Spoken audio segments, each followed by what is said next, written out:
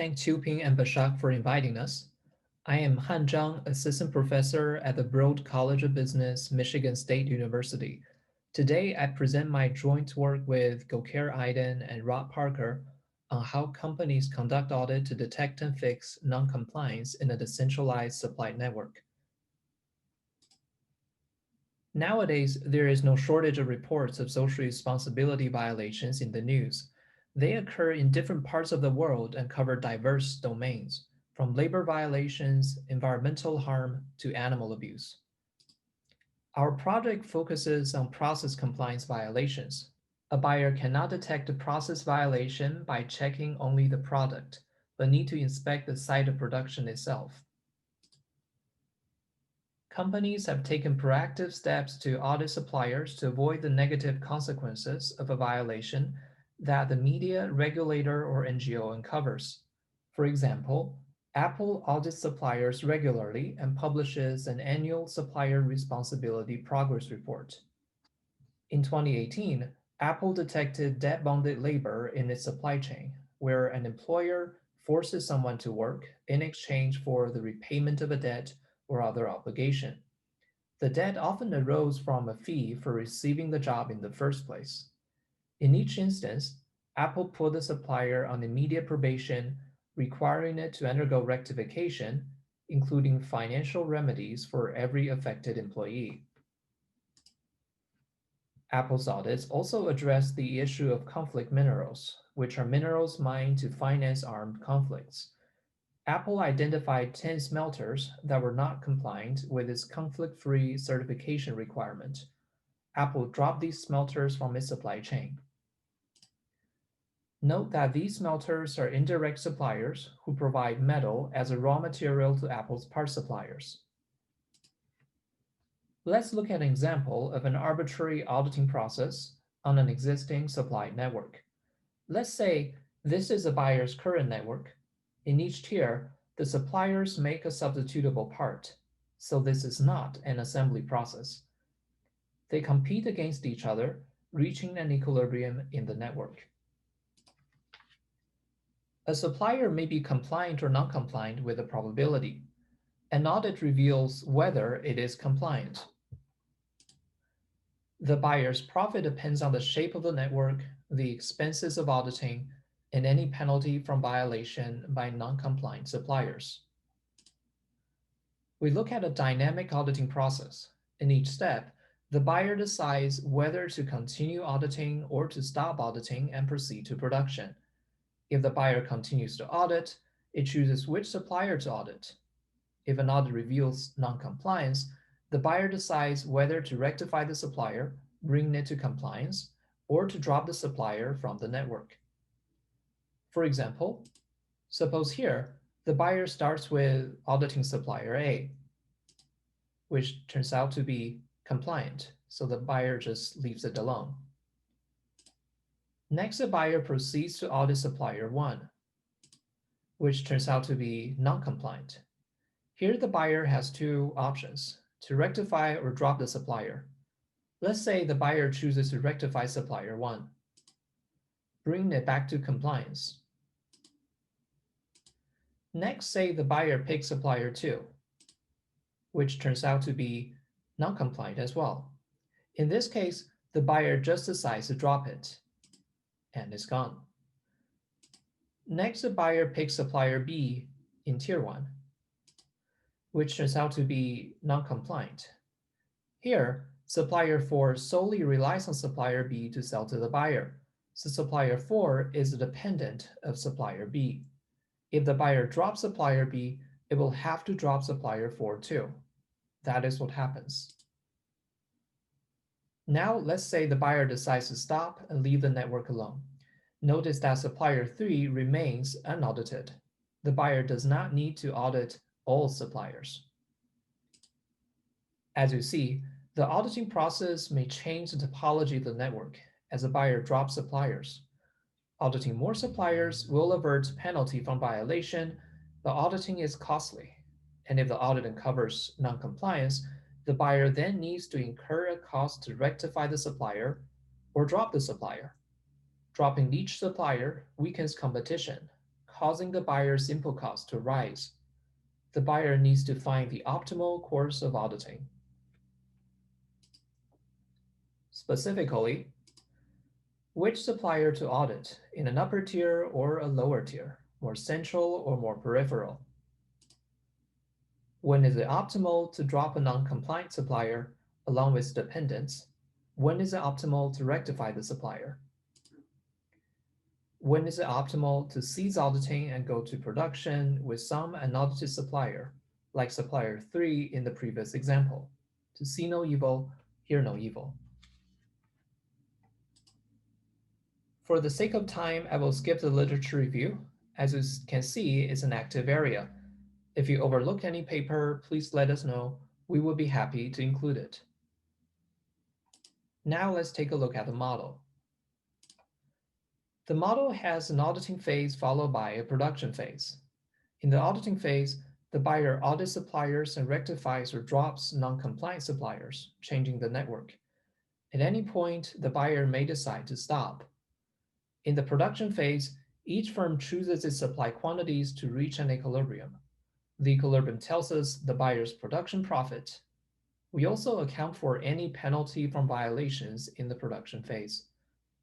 The two phases do not represent a time dimension. We focus on the sequence of auditing, not the timing. The production model tells us the buyer's payoff in the terminal state of auditing and delivers the value of each supplier. In an extension, we show that our results are compatible with any competition model that satisfies certain intuitive properties. In the spirit of backward induction, we first discuss the production phase. We focus on supply networks with one buyer, two Tier 1 firms, and any number of Tier 2 suppliers. Here is an example. We consider general sourcing relationships. These arcs may take any form. In each tier, the firms produce a substitutable part.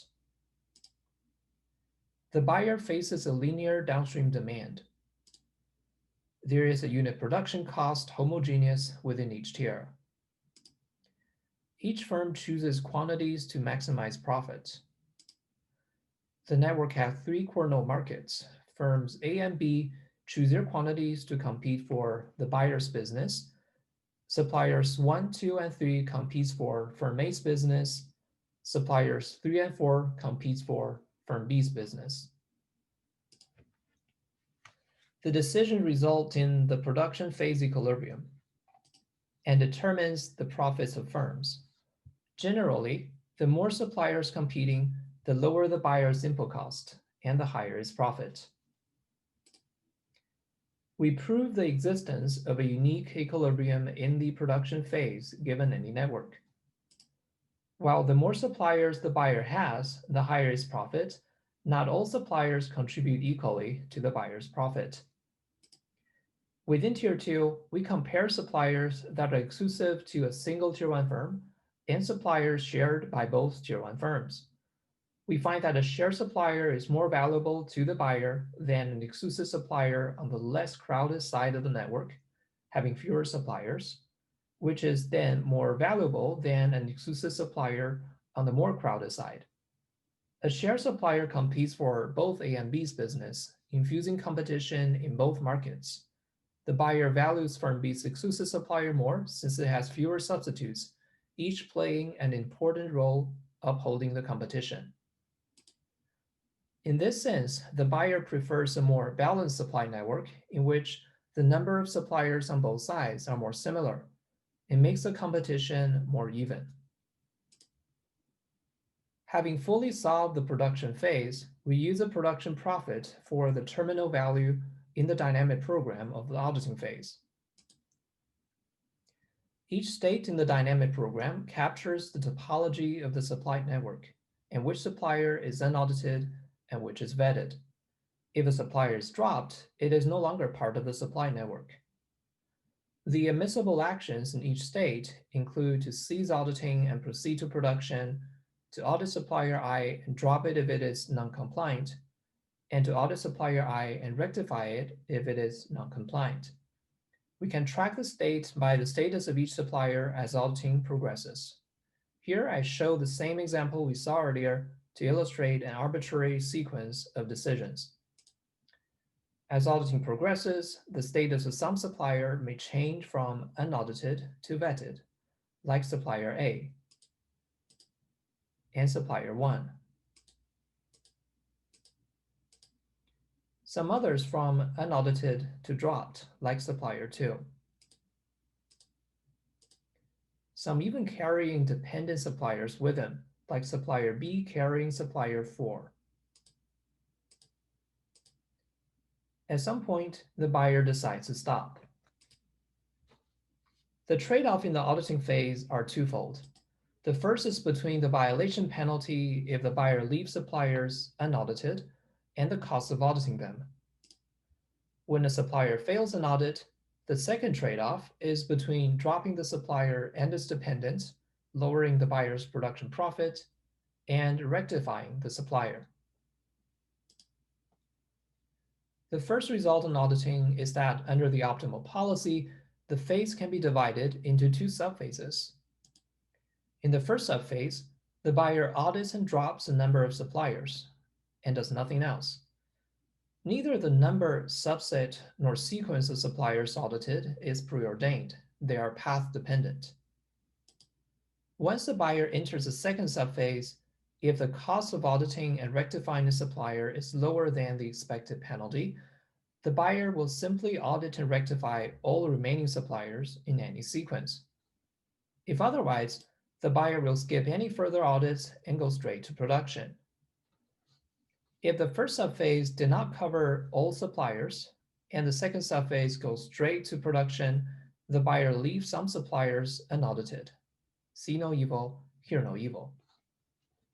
We now have a full characterization of the second subphase. Yet on the first subphase, we still do not know which suppliers the buyer will audit and in what sequence. It turns out to be highly non-trivial. For the interested viewer, our paper shows an example in which, as we vary a single parameter, every supplier in the network may become the optimal initial supplier to audit. So, instead of tackling the full problem head-on, we take a step back and first limit the buyer to auditing Tier 2 only before returning to the most general case. When the buyer audits only Tier 2, we are able to fully characterize the optimal sequence of auditing.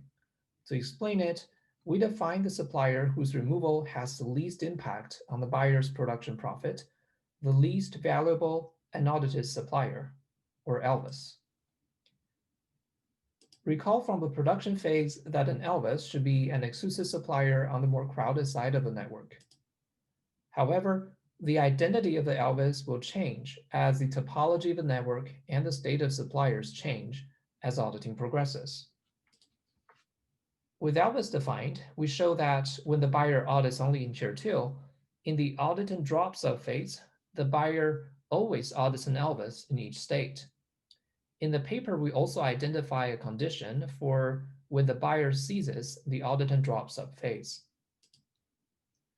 Since LVUS auditing targets the more crowded side, it trims the supply network to become more balanced as a buyer drops suppliers on the crowded side. We now have a full picture of the optimal policy in Tier 2. However, once Tier 1 firms are in play, even when the firm to audit is in Tier 2, it may not be an LVUS. Why is that? In the paper, we illustrate the trade-offs using a case where the Tier 1 firms are in play, yet the buyer is limited to auditing at most one firm. For the sake of time, we will skip that and consider the most general case of auditing without any restriction and use an example to understand why the buyer may choose a non-LVUS, here a share supplier, to audit. We find that the buyer audits a share supplier as a litmus test. The share supplier is not an LVUS, but occupies a pivotal position in the network, supplying both Tier 1 firms. The buyer uses it as a signal of the viability of the network. If the share supplier passes the audit, the buyer will feel optimistic about the viability of the network, since at least there is a compliant supplier for both Tier 1 firms. The buyer then takes a conventional approach of LVUS auditing. If the share supplier fails the audit, the buyer will become more concerned and proceed with another litmus test, now on supplier B. Supplier B is pivotal since it is one of only two Tier 1 firms. If firm B passes, the buyer may breathe a sigh of relief since now it at least has one compliant Tier 1 firm. The buyer then goes on to a rescue operation, primarily consisting of LVUS auditing, to extract the maximum value from the remaining network. On the other hand, if firm B fails and is dropped, the buyer will find itself in a dire situation with a sole Tier 1 firm and without any supplier known to be compliant. The buyer will then audit firm A directly. If firm A fails and is dropped, the buyer exits the market, killing off the entire line of product. Even if firm A passes, we find that the buyer will keep auditing and dropping all remaining suppliers to weed out any non-compliance. We call this a kill mission. The buyer cauterizes the wound and gets out. These are some patterns we observe. I'll end my talk here. Our paper posted on SSRN has much additional content, including several extensions. Thank you for dropping in. I welcome any question.